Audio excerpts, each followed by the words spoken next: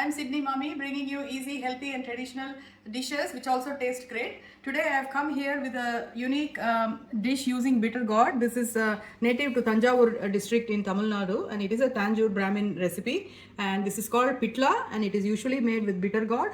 In this video I will also show you how to remove the bitterness of the bitter gourd so that you can actually make dishes with it which are palatable. Please do subscribe to my channel to get immediate notification whenever I post a video and to learn more traditional recipes from me. Thank you. Okay, so bitter gourd is really good, especially as you all know, diabetics. This really helps in the regulating the blood sugars, and it's got a host of other health benefits as well. And I'm using Indian melon, okay, not the other one, the other variety from the locally grown or any Chinese variety which is pale green. The Indian one is really dark green and it is actually more nutrient dense. So I'll be using this. Obviously, I've taken two big Indian melons. I've got about 120 grams of tur dal and 30 grams of tamarind, and these are the ingredients that I'm going to be dry roasting. So you've got 1 tablespoon of chana dal, there's a few half or 1 teaspoon of cumin seeds and peppercorns, and a few red chilies depending on taste, and then there's 2.5 tablespoons of grated desiccated coconut and 2 tablespoons of coriander seeds, and there is asafoetida powder and turmeric, of course salt we need for taste. So these are we start with the dry roasting of the ingredients. Okay, I'm adding a teaspoon of oil just to dry roast although I call it as dry roast, you do need a little bit of oil. So just spread it around, put in the denser ones first, which is the chana dal and the peppercorns, and put the remaining two after they have like kind of half roasted. Always keep it low. Adding the rest.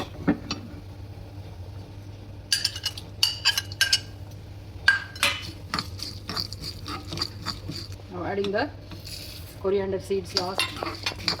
I'm not going to dry fry the coconut because it's already desiccated coconut, but if you're using fresh coconut and if you live in a hot country, then I would suggest that you actually fry the fresh coconut as well to remove all the moisture. This will ensure that the dish doesn't go bad soon.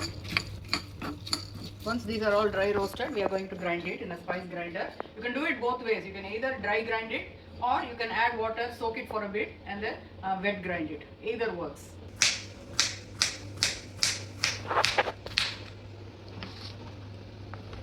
So I've soaked the tamarind for about half an hour and now I'm extracting the juice out of it.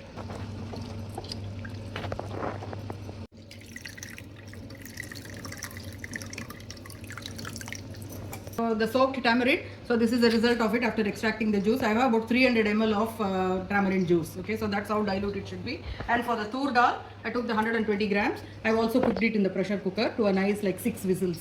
So let's now go and see how to actually treat the bitter melon. So I've got this earthenware pot, earthenware container I would say. I'm going to add the mustard seeds first.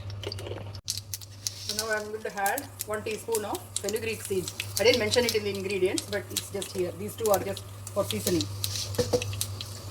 And add the asafoetida powder.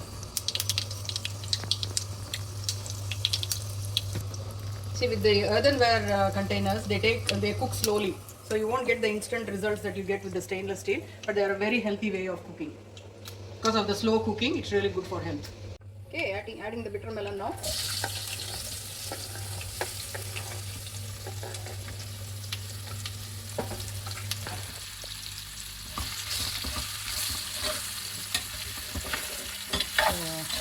Give it a bit of a dry frying a little bit. Then it will turn into nice green. Then you add half of the prepared tamarind water juice. Okay, fenugreek also has got very good medicinal qualities, regulating blood sugar, digestive issues, reducing inflammation. These are the straight away what I know off the top of my head. There are many more to these wonderful spices and seeds. So, okay, so you can see that the color has slightly changed. Now I am going to add half of the prepared tamarind juice.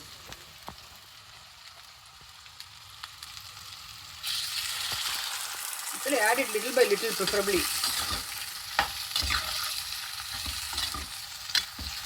Now add the salt required for the entire dish, not just for the bitter gourd.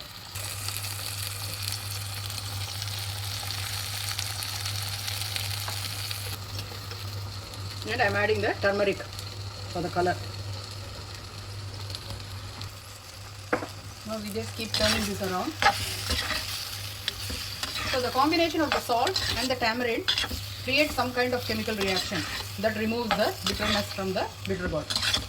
So the trick is to pour small quantities, keep moving it around, and make sure that once all of this tamarind water is done or absorbed by the bitter gourd, it will no longer be bitter.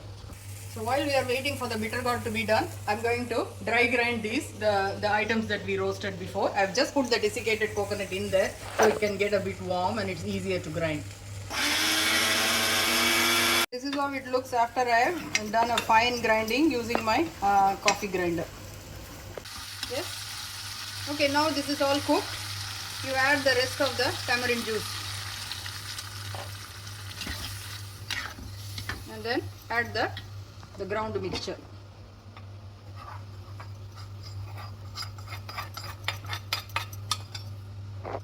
Add some more water.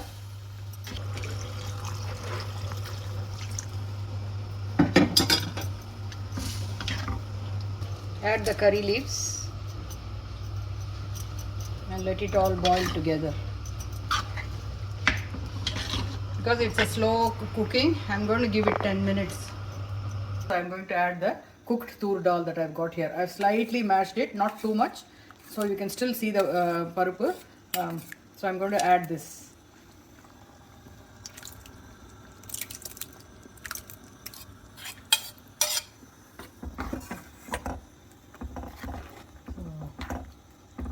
So now I'm going to let this boil together. As a special flavor enhancer, I've got some dough from the vada that I made for the Saraswati Puja.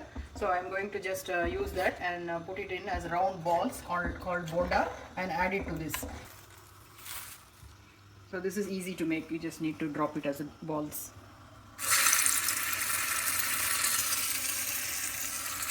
So how to make this vada I've shown in the other video on the 9th day of Navaratri Saraswati Puja. I've got a video for the savory vada. So it's the same dough, it's just that I'm doing it in rounds now. See, this is the way it should look. So I'm going to drop straight into this so it can soak all on the flavors.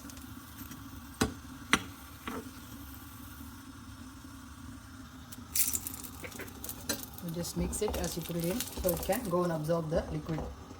This will taste amazing after a couple of hours. Now as a final touch, just to balance all the flavors, the bitterness, everything, the sourness of the tamarind, we just add a small, it's about less than 1 tablespoon of jaggery.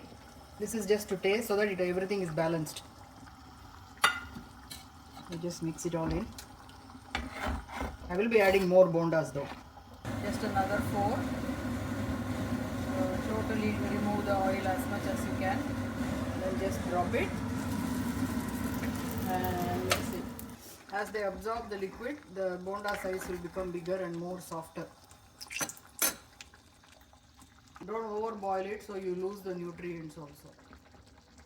And with the earthenware, even if after I turn off, it still keeps boiling. So I've turned it off now. So there you have it. This is the finished product of Bitter Gourd Pitlaai. I have shown you in this video how to remove the bitterness of the bitter gourd. So I tasted it. It tastes amazing. There is no bitterness at all. And with the addition of the bonda, that has added a unique flavor as well. But as I said already, that is totally an optional step. You don't have to add it. You can even add kala chana in place of that, like the desi chana cooked can be added. Please do try it and let me know your feedback. To see more videos like this, please do subscribe to my channel.